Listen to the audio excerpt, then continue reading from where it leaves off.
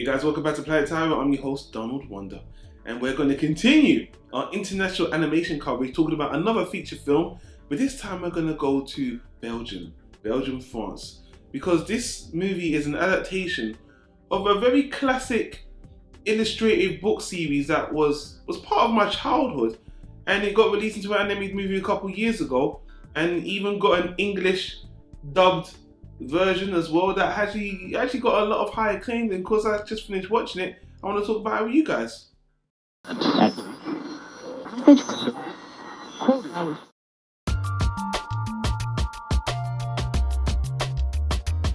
Tyro Media.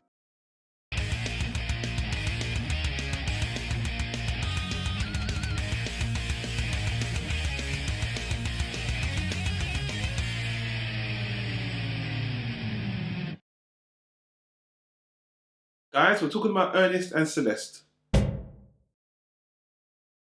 Ernest and Celeste is a 2012 Belgian animated movie. It's a drama comedy, and it's about a bear and a mouse. And it's set in this world where, well, it seems to be only bears and mice in this world. It's very anthropomorphic. They're living like a humanish society where the bears live above ground, the rats live underground, and they're kind of opposing figures. They don't get along, and there's a lot of the underlying theme to this whole movie is prejudice, but it's done in a very light-hearted, comical way.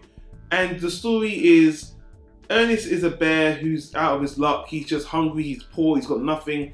And Celeste is a mouse, and she's an orphan. And basically, I don't want to get into spoilers, but they come from two different worlds and they come across each other.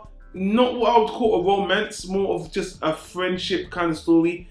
And they get into a sort of a misadventure because they come from two different planes. It's one of those kind of, they don't get along, but they get along, become really good friends. You kind of seen this trend before. Again, it's very simple stories. I don't want to get into spoilers, but I do want to say this is a family movie. It's very simple. It's based off a children's book series, like I said, I grew up with. And the original series was made in the 1980s. The illustrator, unfortunately, passed away in 2000s. Gabrielle, I put her name on the screen. And basically, it was a nice, when I saw it when I was a kid, this was like a watercolor book about this bear and this mouse. And a lot of it, from my memory, a lot of it was just pages of these people and adventures. This is very mellow. Very, very, very mellow. And I know there's a lot of family animations are more like this. Think about Paddington Bear or Winnie-the-Pooh.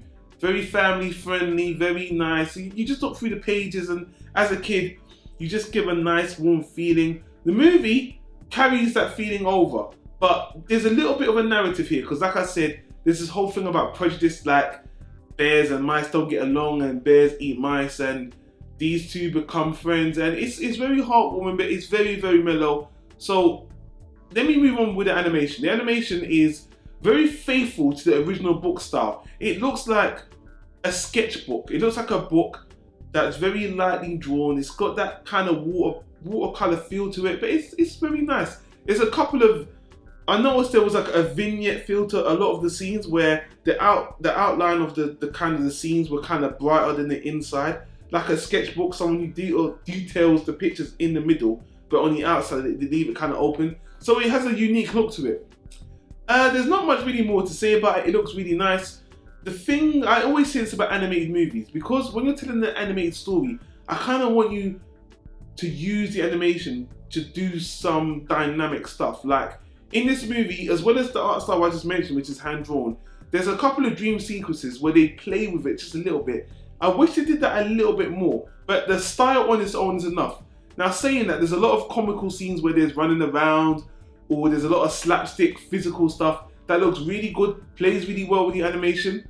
There's other scenes where Ernest and Celeste are kind of out in the woods and it looks really nice, and some of the backdrops look really nice. It's very detailed on the whole. It's a very nice looking animated series, but it's a little bit pale. The colours aren't that vibrant, but it's very sketchbooky. So I know I'm getting more into animation, but this is one of those movies that is mostly about the animation. The story is very, very, very simple, and it's very, very family orientated. But again, I know some of my more upper class stuck up animated, this is just family friendly. Even I've been known to knock on cartoons for animation too much, but there's a time for everything. We want to see sometimes a a laid back, childish, family friendly animation that is just very easy going.